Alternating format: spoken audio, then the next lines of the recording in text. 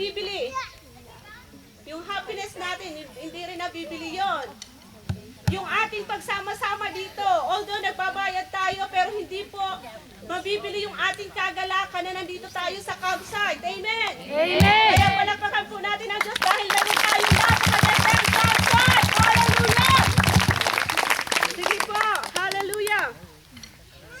So born again po, ito po ay isang nararanasan ng isang Kristiyano. Amen.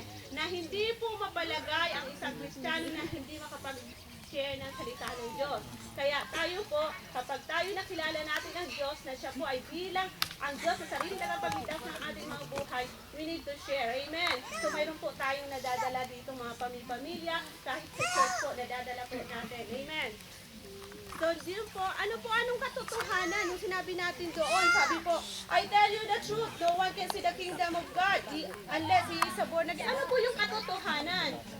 Sabi po, ang katotohanan ay siya magpapalaya sa atin. Amen. Ito po ang katotohanan na si Jesus Christ ay namatay sa krus ng Kalbaryo. Amen. Amen. Dahil sa ating mga kasalanan at tayo ay sinugo.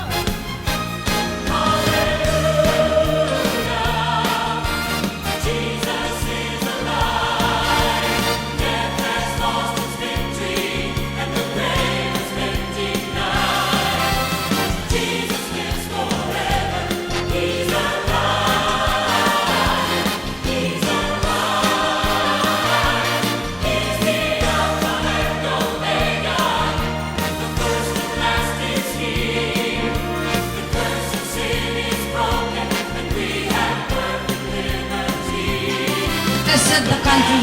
The fruit of your womb will be blessed, and the crops of your land, and the young of your livestock, the calves, or your herds, and the lambs of your flocks. Your basket and your kneading through will be blessed. You will be blessed when you come in, and blessed when you go out. If, take note, you fully obey the Lord your God. So when we fully obey the Lord our God, it's 100% blessing. 100% blessing. And that's what happened to the Israelites who have fully obeyed the Lord.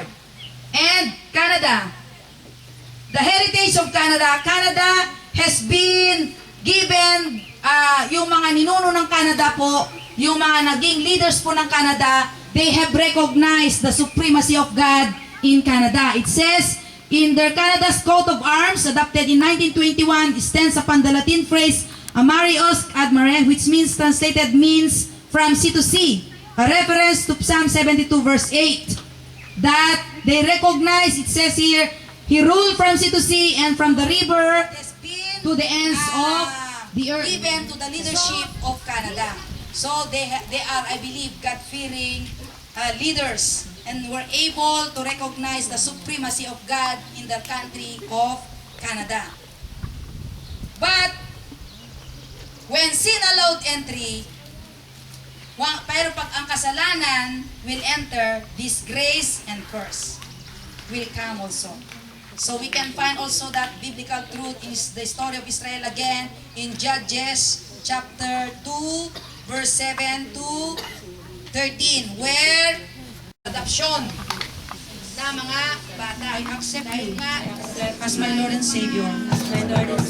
Forgive me from all my sins.